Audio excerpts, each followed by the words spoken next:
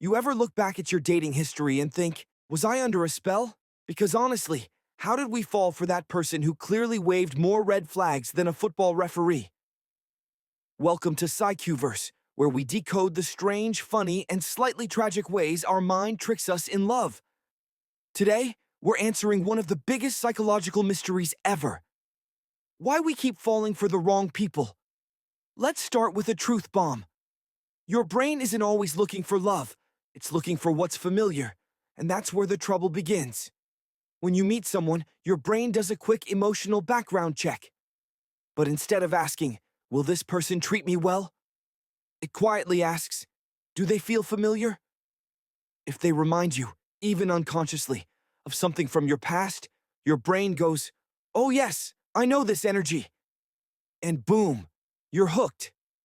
Sometimes that familiarity is comforting, but sometimes it's chaos. Maybe you grew up around people who made love feel like a guessing game.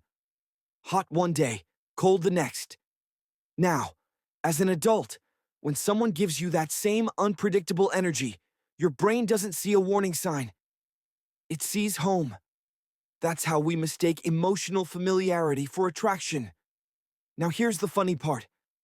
Our brains love a challenge, especially when it comes to people. You know that one person who keeps you guessing? Who replies after 8 hours, but then texts, I miss you, at 2 a.m.? Yeah, your dopamine goes wild. You're basically in a psychological slot machine.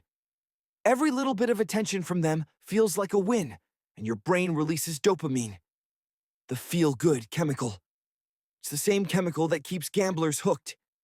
That's why when someone is unpredictable, it feels exciting, even if it's slowly turning you into a detective on WhatsApp. Another reason? We chase what we think we deserve. If deep down you don't fully believe you deserve a calm, loving, consistent relationship, you'll subconsciously go for people who confirm that belief.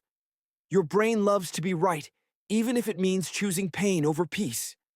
So when someone treats you like you're an option, your subconscious goes, see, that's what I expected.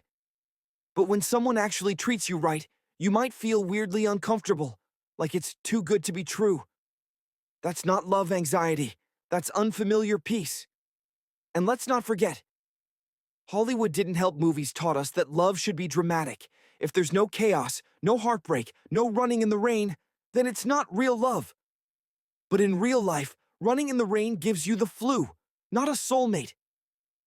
We've romanticized emotional roller coasters because they feel intense. But intensity isn't intimacy. Sometimes the butterflies in your stomach aren't a sign of love. They're a warning sign that your nervous system is remembering old chaos. Another reason we fall for the wrong people? We fall for potential, not reality. We meet someone and immediately start imagining the better version of them. Oh, he's emotionally unavailable now, but once he heals... Oh, she's inconsistent, but she just needs time. Congratulations, you're now dating a fantasy. It's like buying a broken phone because you hope one day it'll start working again. It won't, and neither will that situationship. Then, there's the savior complex. We think we can fix people with love.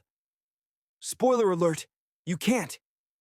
Love can support healing, but it can't replace it. Falling for people who need saving often makes us feel important, like we have a purpose. But in the long run, you'll realize you were trying to earn love instead of receiving it freely. Now, don't beat yourself up. Falling for the wrong person doesn't mean you're foolish. It means you're human. We're wired for connection, and sometimes the lines between love, familiarity, and chemistry get blurry. The real growth happens when you start asking yourself, why does this chaos feel so comfortable? And why do I mistake anxiety for excitement?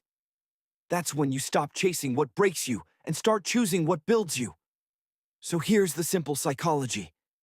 We fall for the wrong people because our brains confuse emotional familiarity with safety. Our dopamine loves unpredictability, and our hearts sometimes chase healing instead of love. But the moment you recognize that pattern, the spell starts to fade. You begin to realize that the right person won't feel like an emotional puzzle. They'll feel peaceful, and that calmness might feel boring at first, but it's actually what healthy love looks like. So next time your brain says, but they feel familiar, ask yourself, is that comfort, or is that a past wound trying to repeat itself? Because sometimes, the most powerful thing you can do for your heart is to stop chasing the thrill of being chosen and start choosing yourself. Quietly, calmly, completely. If this hit home, you know what to do. Hit that subscribe button and welcome to PsyQverse, where we make sense of the madness inside our minds. See you in the next one. And remember, sometimes peace feels unfamiliar because you've been living in chaos for too long.